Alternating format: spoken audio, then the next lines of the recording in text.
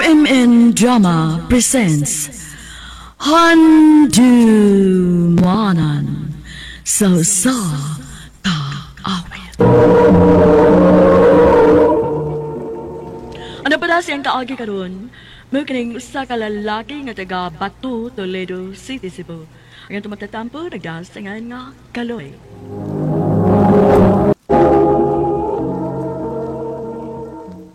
Anya, kung sa'yo mong ibati ka nung igasudyahan ka na sa imong anak na sa imong pagpangabit, ha? Gitoyab gini mo kining tanan. Alam mahibawa sa itong mga anak ang ako relasyon ni Philly. Nganong kung may mong basulod? Ang imong kabit mo ibasula? Kung nganong nagsunod-sunod siya nato? Nasayod ka nga nang narabigat ko ni Philly. Tungod kay mas maatiman siya nako kay nimo nga akong asawa. Uway na importante. Mao ang kwarta. Amo nang katungod kay asawa ko nimo. Kaya nga naman kwarta ba rin basihan sa usang relasyon? Mao ba rin pundasyon sa usang relasyon? Ha? Tabang mo! Dalian ninyo si Kuya! Ninilaya si Kuya! Salamat kaya po nahibawa ang mama nimo. Kung nahi ka magtago. Anong ipangidam ko ninyo? Walang dato. Anak, Ay ko tawag anak pa. Tungkol kay nauwaw ko, sa imong gibuhat. Nangabit ka? Abi na ko buutan ka. Parehas sa kisong mga papa, nga nangabit. Bibiyas pamilya. kasi ba nag-ingon mo mubi ako ninyo? Onya, plano na ka, na mabiyas mong kabit. Buhay nagsugod ako pa. Huwag magsugod ako sa mama. Pero dako na ko. Nagkasabot ako. Buwagi mong kabit. Kung gusto ka mo paulit ko sa ato. Anak, Anilo na ko sa bayas kong barkada pa. kung mapula ng pagkaon mo yung barkada. Ay, gini ka na. Sao na ba nang? Dilis na lang higayon, mo pagkaon sila ni mo. Aw, tabog-tabog ko sa mga barkada na ko. Malipayon ko nila. Sige, may pangatawa din eh. Di parehas to sa ato, ringugmog. Sige, magdalis mama. Mo na hinungdan anak. Nga natintal susrain. Tungkol sa kasabaan ni mama ni mo. Ay, lagi mo ang katarungan, bay. Kung nagbisyo ka, ay mo ang katarungan nga, yaw-yawan si mama. Wala siya magkauyong nagbisyo ka. O sige siya yaw-yaw ni mo. Buwag di mong kabit. Paulili ko sa ato. Abi ko bagdili ka na magpakita pa nako. Muduha na kabuhan nga. Ngawa ka na magpakita pa nako. Ni text, tawag, wag yun. O gisabot ko ikaw ni anang bahina. Sorry ha. Wag ito na ko patuyo nga magkaabot sa usa ka kananan. Nakabugna na hinuon ni kinigsamok. Bawag ito nakatrigger. Kaloy, sorry. Ayaw ko sorry. Naitabo namang tanan. Nialam ko tungod kay... Makibuwag ka na nako. Philly. Okay, Roy. Naana naman sa kukapiyaan. Dili ako toyo nga pasakitan ka. Nga mao ni mahitabo. Kung dili pa na tungod sa akong anak. Nga daghang yun akong pabiyaan ka. Dili gini ako buhaton. Ayaw na pagsulti pa, Kaloy. Ayaw na pagpangatarungan. Nakasabot ko. Philly. Ambot ko na. Kung angay ko papakain kang sultihan, may tungod sa akong kahimtang. Kaya ano? May sakit ka ba? Huwag ko'y sakit. Pili ka angay mabalaka, ana. Kung mo ka na. Unsay? Nagsabak na ko sa atong anak. Pero nakadesisyon ka na. Huwag ako nang gidawat. Ang hangyo ko lang nga mangayo kong tabang ni mong pinansal para sa akong isabak. So maabot ang anak. Nagsabak ka sa atong anak? Dili ko gusto mo ni makapugong. Nga mo'y makapausap si mo huna-huna sa naabot mong desisyon. Sakit alang na ako. Pero bukas ang akong kasing-kasing sa pagdawat ini. Itabangi lang niya ako para sa atong anak. Ako mo'y magbuot. Pilay akong ihatag na sustento para sa imong anak sa imong kabit. Mahimo ba? Ikaw na tatawag mo kang feeling nga kabit. Mahal ko siya. Oh, isag pa ako ni mo. Asawa ko nimo. Unya imong inaong dili nako. Nga mahalin mo imong kabit. Tungkol kay maulitin mo. Mahal ko siya. Mahal ko siya. Ase! Mahal man ka nimo ang imong kabit. Balik dito niya. Ug biya imong ngalikan ng pamilya. Tan-ang talang kung makaharong ka pa ba unya sa sudya sa atong mga anak. Pag ako legal ng pamilya, may akong gipili. Nakabuwag ibig si Philly. O nga akong asawa, may iyang gi-communicate para sa akong child support. Ang bunga sa mugugma. Kung sa may tapos sumabot, bugtong ang panahon, may nasayod sa tanan. Dinin lang kutob. More power sa RMN. Ay, Maayong adlaw kanyang tanan nga nagpaminaw karon ning tulumanon, kini ang akong suliran. Ilabin na ninyo Dr. ni Ubra o Attorney Elaine Bathan. Ingon man sa mga artista nga maghatag og kinabuhi ning akong suliran. Tawgalan ko niyo sa pangan nga Mirian, hingkod ang pangidarot. Usa ka single mom. Itago na lang sad ang akong address diri sa Mindanao. Punto legal kining akong suliran. Kabahin kini sa kahimtang namo sa akong way klarong na bana. Aron inyo hisabtan, sugdon ko dihang nagkaila kami sa nanarbaho pa ko sa Davao. Ingon ini ang mga panghitabo. Manguyab ka nako. Ulagi. Naibog ko nimo. Daoy. Mura makagminyo. Ha? Minyo gud taon eh. Wa pa ko yasawa eh. Ulitaw pa ko. Sure? Lagi. Awa ko no. Kita bagog ka nga doon na wedding ring. Ngun anak man gud ng mga lalaki. Hubuon ang wedding ring aron inon nga ulitaw. Ulitaw lagi ko. Tuhui ko Mirian. Isuot ako nimo. Sure ka ha? Mawa kay asawa. Wa lagi. Bisan human ko nimo sugton karon. Mag-ipon dayon ta. Unsa? Oo, para mahibaw ka. Nga wagi ko laing ulian, ikaw ra. Haris. Ha? Gusto ba natin mo Muslim nga si Haris? Uday. Kay ulitaw man kuno siya. Sus! Yun, ana, magod ang mga Muslim god. Naggamit sila asawa. Aw, masuway ni ron. Kay makikipon man siya nako Berna. Kung mawa niya gani siya sa among gipuy-an, bisan usa ka gabi lang, aw magubot yun mi. Kay basig tuan na gani siya sa lain ng asawa. Day, Miriam. Oh, unsa na? Tuon na ka nga okay laing asawa. Diba ni ala ko pirmi nato din he. Matag human og trabaho. Mura maghapon kagwa mo tuon ako. Ay, Unsa pa imong gusto? Pakasal ta? ha? Pakasal ta. Alam mo tuo kagid nga ulitaw ko. Magpakasal ta. Haris. Pumusong kinabuhing ninyo? Aw ni may matawag na gid kong bana. Kasal na gid ni Haris. Ay, wadyo ko magdahom. Nga sa usa ka Muslim ka magpakasal. Ayun saon, may swerte na Berna. Pero okay lang ka sa Haris. Oh, okay naman. Duha ka tuig ba ya sabing nag-ipon, usa mi nagpakasal. Mao nga suhito na ko niya. Unya, o pa ka mo mabdos? Karon napakasal na mi murag ready na akong mamabdos ko day. Kay siguro na nga may legal yung amahan ng among anak. O, kana. Kugos niya ko ha. Bahalag Muslim na. Oo ba? Pero magbuhat sa amin.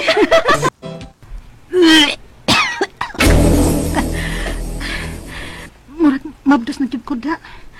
Kay pirmi namang maglain ang akong ginawaan. Og kamatikod sad ko. Wa na sa tuo ko regla. Magduha na kabuan. Si Haris na tingali ni. Sultihan ako siya sa pagduda. Namabdos na ko. Oh, Ikaw ang ikaduha nga asawa ni Haris. unsay ikadong asawa? Tungod kaya ko ang unang asawa. Oh, unsa? Wa ko masayod na may asawa di ay si Haris nga didto magtrabaho sa abroad, sa Saudi. Bantog lang nga nakalahutay gid siya og nagpuyo mi bisan wa mi makasalsod sa duha ka tuig. Og ako ra gyud iyang ulian. Ay wa di dinhi sa Pinas ang iyang asawa. Perting isuga sa iyang asawa. Maong ako na lang naglikay og nipauli na lang ko sa amo. Unya, Iya, saan naman ni mo ron Mirian nga mabdos ka naman ka. ambot pa. Wa pa ko maibaw. Mauna diha, kay bugo ka mang mamilig laki. Kaysa pa ba nagtuo pa oy? Nga dako din siya minyo si Haris. Nga sukat ba ya among sa among panagtipon? Dili lagi na siya nagulian ako. Temprano ta muli sa among bahay sa magipuyan human sa trabaho. Oh, isa mabaylay niyang ulion nga. To amo diha sa Saudi ang iyang asawa ni Ana. Nailad ka sa lalaking Muslim Mirian. Pa. Ay, wala tayo mahimo ni Ana. Eh, mabdos ka naman ka. Nga, niuli ka na sa ato. Wala, pagkatawhan na lang ng bata. Pero ayaw hunungi o pangayog sustinto ang amahan ni Ana. Hantun nga, mudako ang bata, ha? Pa. Maayo lang unta og tubago ni Haris. Hello. Ang iyong asawa. Hello, Mary Ann. Oh. Nahibaw ko ikaw, nakapunbo ka ba ning cellphone sa ako bana? Oh. Nanong nitawag ka pa, aron magsamo ka na mo? Dawat ko na nga ikaduha lang kong asawa ni Haris. Apan mo hangi lang unta ko ni Haris. Nga suportahan niya ang among anak. Kay mabdos naman gud ko nga ni uli diri sa amo. Og siya ang amahan. Unsa sustento? Ikihatanuon mo? Gusto ka ikihat mong duha ni Haris? Mga priso pagluwid mo. May umabot na magdukahamong anak. Unsa man? Gusto ka? Yung lubngan sa akong kinumo ang kusok ni na muslima. Talawan man din siyang matubang og responsibilidad. Tago man siya saya sa iyang asawa. Nya pa. Unsaon na ni nato karon? Pagkatauhan ng bataa. Ug human og kataw niya ng bataa, ayaw lungi ang ama ni anak. Ipakita niya iyang anak og pasuportaha. Pa. Ayaw og to nang ikiha mo sa una niyang asawa. Kay kanang mga Muslim, pwede na sila upat ka asawa. Unsa? Nanganak na ko karon. O wa pa ginako mapakita sa iyang amahan ang akong anak tungod sa akong kahadlok sa among sitwasyon sa iyang amahan. Kay basin og tinud-on kong ipapriso sa iyang unang asawa.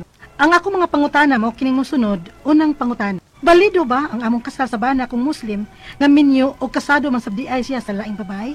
Ikaduha pangutana, may nag-ingon nga void kuno ang among kasal kay ikaduha na kong gipakaslan sa akong banang Muslim. Tinuod ba? Ikatulong pangutana, magukod ba ko siyang asawa ana nga wa man ko mahibaw nga minyo ba di ay iyang bana niya?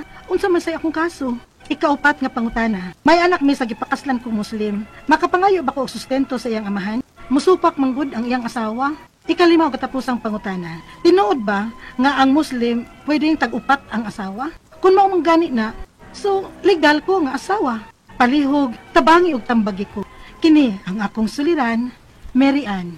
Maayong adlaw mga sukintig paminaw, kini si Attorney Elaine Bathan og ako amo hatag ninyo og tambag, tubag, solusyon sa inyong mga pangutana o problema kabahin sa punto legal, mga personal problems, problema ninyo sa inyong mga yuta, mga kabutangan, sa inyong relasyon, sa inyong kapika, sa inyong mga official records of birth, marriage, nga mga problemas or mga marriage nga issues, problema na to sa ato ang kapuyo, sa ato ang ka-live-in, ayaw gyud mo kabalaka. Kay na ako, Attorney Elaine Batahan, nga muhatag og tambag anang inyong mga pangutana o problema. Itong tubagon ang pangutana ni Mary Ann from Mindanao. Okay, balido ba ang among kasal sa bana kung Muslim nga minyo og kasado man sa DIC sa laing babay?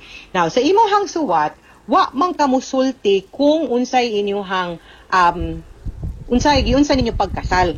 Ikasal ba ka simbahan or sa religious rites or civil? Now, kung civil, ang akong pangutana ani giunsa pod niya pag-file og marriage license og marriage certificate ug unsa puy mga detalye nga iyang gibutang didto. Namakak ba siya sa iyang relihiyon? Og namakak ba siya nga single siya or minyo siya? Kay kung namakak siya pag-apply niya na ay mga dili tinuod ba? Wa siya ni declare sa tinuod. Pag-apply ninyo sa inyong marriage license ug unsa pud niya kuhag sinumar, then makaingon gyud ko nga ang imuhang kasal bigamos. Ang kanang bigamos marriage, no, Mary Ann, mga sukintig paminaw, but pasabot ana, ikaduha na siya nga kaminyoon nga dili gitugot or wala tugti or way pagtugot sa balaod, meaning to say dili siya valid. However, dili pud na mag-ingon nga kay abi naka-discover nakakaron nga invalid ang inyong kasal kay minyo day siya na day siya unang asawa, automatic na nga moingon na kaay dili na maminyo na kuglain, manguyab na kuglain, dili gihapon. Kay atong panahonang gikasal ka, wa man ka nahibaw, so gipresume pa sa balaod nga valid na siya. Ang angay buhaton ipaanal pagyud ug ipadeklarar sa korte nga kaning imong kasal ikaduha na day ning kasal sa inyong bana, dili day ni siya pwede kay di man siya honest no sa iyahang pag-apply og marriage license, ningon man siyang single siya maski ninyo na di ay, and therefore i-declare siya nga bigamos. Dili ka magpataka o imo-imo lang. Okay? Ikaduhang pangutana, may nag-ingon na ako nga void kuno ni ang among kasal kay ikaduha na kong gipakaslan sa akong bana nga Muslim. Tinuod ba? Of course, to confirm ang unang tubag, akong tubag sa imong unang pangutana, ang sitwasyon nimo is this.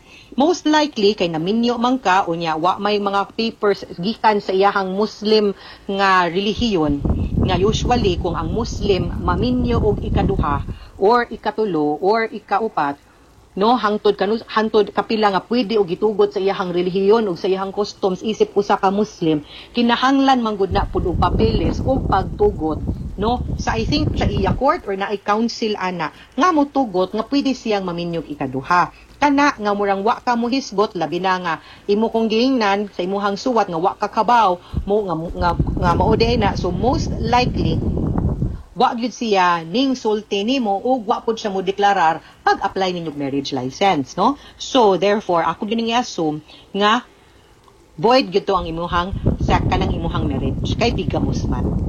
Ikatulong pangutana, magukod ko ba ang iyang asawa? Ana nga wala man magukod ba ko sa iyang asawa? Nga wa man kumahibaw nga minyo na di ay ang iyang bana. Unsa man ang ako ang kaso. Okay. Makadepensa ka, no? Na makadepensa ka, makasturya ka og tarong og klaro, makasulti ka, no? Og unsa gyud angay ninyo nga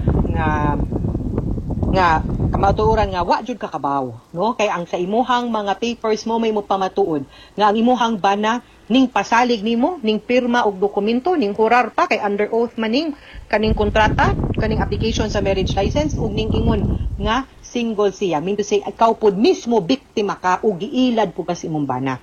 Ikaupat, may anak mi sa gipakaslan kong Muslim, makapangayo ba kog sustento sa iyang amahan? Musupak magud ang iyang asawa.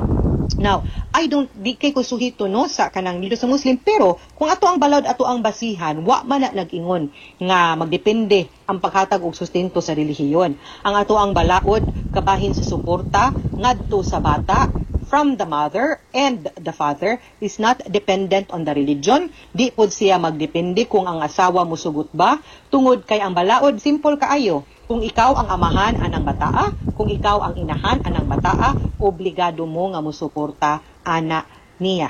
Obligado mo nga muhatag og child support ug ang bata na ay katungod nga mangayo og suporta sa iyang ginikanan. Dili mag-agad kung musugot ba ang iyahang asawa. Ikalima og katapusan, tinuod ba na ang Muslim pwede tag-upat ang asawa? Kung mauman gani na so legal sad ko nga asawa? Okay. I know and I am aware na sayod ko nga ang religion sa Muslim musugot, no? Nga more than one ang asawa. Ang ako ang nasabtan sad ana nga naapoy mga rules nga dapat sundon and dili pod na automatic sa tanang tao nga pwede upat og asawa. Ang akong nahibaw-an ana magdepende pod na kung maka-afford ba pod ang lalaki pagsustener sa pipila ka asawa ug puhon pipila pod ka pamilya, no? Now, ang ako manggong concern sa imuha kani pag-apply niya og marriage license o pagminyo ninyo, ning follow ba siya siyang tradisyon isip usa ka Muslim. Kay kung ning follow siya ug nusunod siya ana, pwede man. Pero sa imo man kung istorya na ko, maingon kang wa kakibaw. So basin wa pud siya ning agi sa Muslim nga ministry or sa mga Muslim nga rights para unta tumahimong balido ang inyong kasal, no? Pero mas maayo siguro nga susihon nimo pwede ta mangutana na aman gid na all over, no? Maski og asa ka labi na kay naa kag Mindanao na may mga imams nato din ha nga maka-direct nimo kung asa ka pwede mo dangop sa Sharia court, no? Or kana mga practicing nga mga Sharia lawyers, mga Muslim brother lawyers nato para mo hatag nimo og mas tin-aw siguro nga advice whether pwede ba or matawag natong legal ang imuhang kasal ngadto sa imuhang bana nga pwede ba kang matawag legally as second wife para dili pug ka masamok nga makiha for bigamy or concubinage kay labi na nga wa man kakibaw og pasayod nga minyo di ay sa unang asawa ang imuhang na bana nga Muslim. Okay? Mga sukintig paminaw, hinaot unta nga naamoy nakutlo na pagtulunan karong adlaw. Kini si Attorney Elaine Bathan, daghan kaayong salamat sa inyong pagpaminaw sa atong tulumanon. Hangtod sa sunod nga sugilanon, dinhi gapon sa to ang programa kini ang akong suliran gikan sa RMN Production Center, Radyo Mo Nationwide. Tatak RMN, daghang salamat. Stay safe mga sukintig paminaw. Amping mo og maayong adlaw.